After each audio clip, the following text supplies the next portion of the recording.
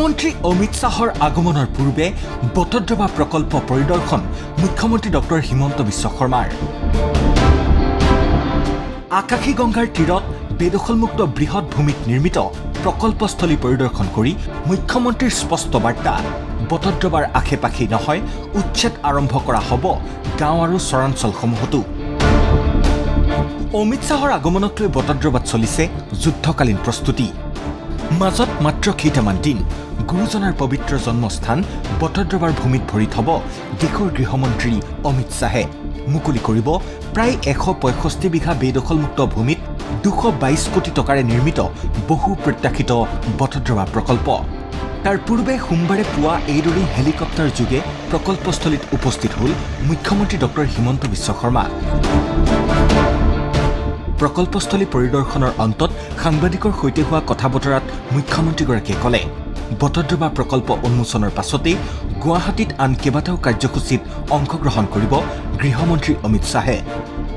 মহাপুৰুষ জন্মস্থান সাংস্কৃতিক প্ৰকল্প আমি নিৰ্মাণ কৰিছোঁ, তাৰ শুভ উদ্বোধন কৰিব আৰু তাৰ পিছত সিদিনাখনে তেওঁ গধূলি গুৱাহাটীত আৰু কেইবাটাও অনুষ্ঠানত যোগদান কৰিব। সকলোৰে লগত আলোচনা কৰিলোঁ যাতে মিটিংখন আমি খুব ভালে কৰিব। ইতিমধ্যে সম্পূৰ্ণ প্ৰকল্পটোৰ 90% কাম খুব কম সময়ৰ ভিতৰতে ভক্ত দৰ্শনাৰ্থী আৰু পৰ্যটকৰ বাবে দুৱাৰ মুকলি কৰি দিয়া হ'ব বটদ্ৰৱা প্ৰকল্পৰ। 90% কমপ্লিট হৈছে, 10% অলপমান যেতিয়ালৈকে আমাৰ মিটিংখন হৈ যাওক, খোলোতে আৰু একমাহমান পিছত লাগিব, সেইখিনি সময়ৰ ভিতৰত গোটেইটো হৈ যাব। মুখ্যমন্ত্ৰীৰ স্পষ্ট বাৰ্তা, যিমান চৰকাৰী ভূমিত বেদখল হৈ আছে সকলো পৰ্যায়ক্ৰমে উচ্ছেদ কৰা হ'ব, বাদ পৰি নাযায় চৰ অঞ্চলো। বৰদোৱা থানৰ চাৰিওফালে আমাৰ বেদখল আছিল, বেদখল উচ্ছেদ হৈছে, আৰু কিছু কৰিবলগীয়া কাম বাকী আছে আৰু আমি পৰ্যায়ক্ৰমে কৰি গৈ থাকিম।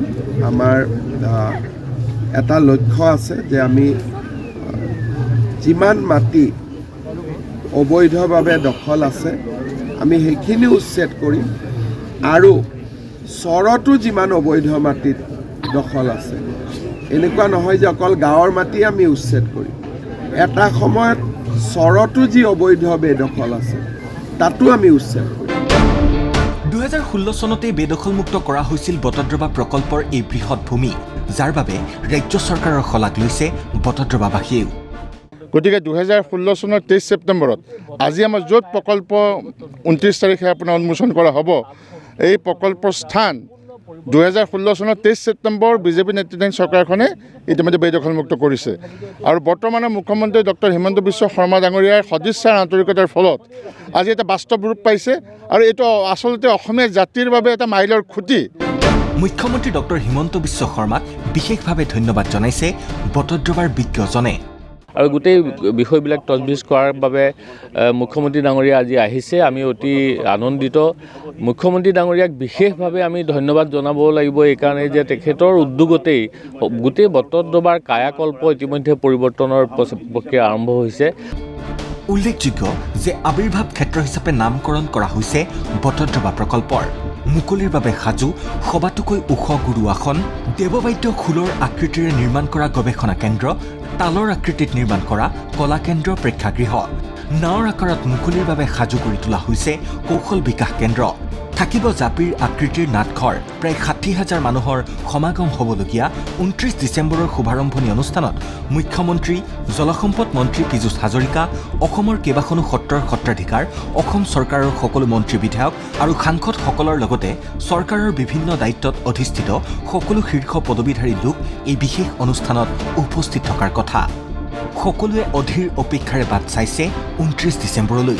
কেমেৰাত আদিল শ্বাহৰ সৈতে বটদ্ৰৱাৰ পৰা প্ৰাঞ্জল বৰাৰ ৰিপৰ্ট, ND24।